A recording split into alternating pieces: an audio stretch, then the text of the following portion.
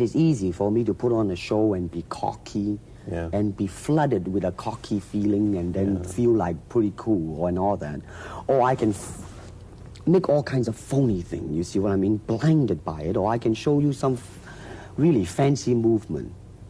But to express oneself honestly, not lying to oneself, and to express myself honestly, now, that, my friend, is very hard to do. Today's a day of inspiration and recognition of those who inspired you.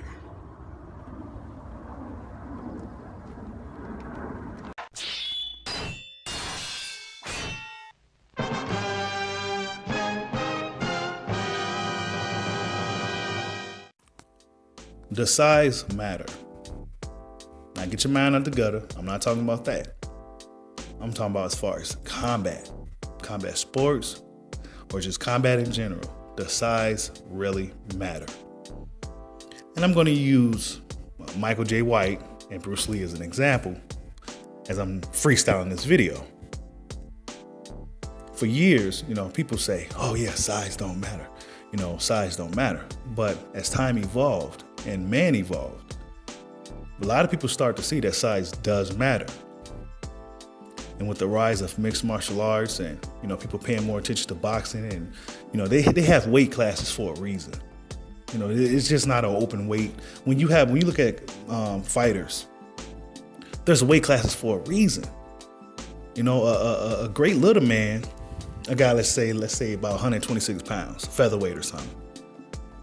A fighter guy that's at 160, a middleweight. Who would you put your money on?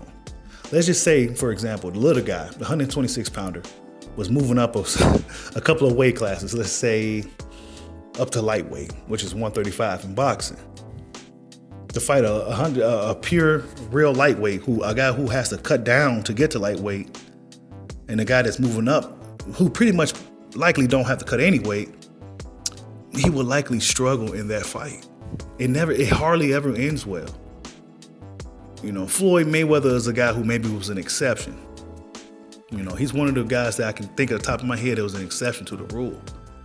He was a smaller guy beating a lot of bigger men. A lot of guys, when he got in that ring, they outweighed him by over 15 so pounds. And he got the job done. But see, it wasn't a huge size difference, like the Bruce Lee, Michael Jai White size difference.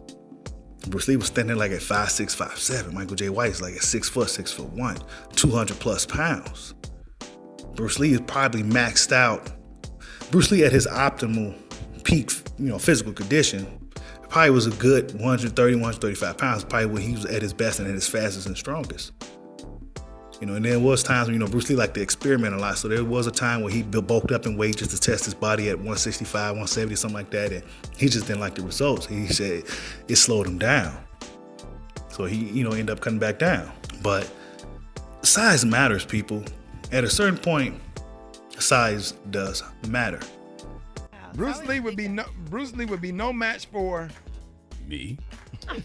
the person. You're saying you could beat Bruce Lee? Really? Bruce Lee is 132 pounds. I outweigh him by 100 pounds. Does size matter? Size matters, baby. Oh yeah. Size matters a great deal. But that slipped out. But size matters a great deal. It's too big of a discrepancy. Michael Jai White, he didn't say nothing wrong. He still respects Bruce Lee. We all love Bruce Lee. But time evolved, man evolved, and the sciences and people over the years learning stuff from guys from yesterday, and then people constantly developing new strategies and different techniques. Everything evolves.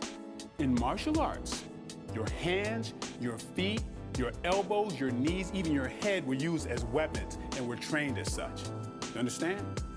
See, striking is not just about putting on gloves and hitting a heavy bag and letting a heavy bag stop your fist. Striking is about perfecting the technique.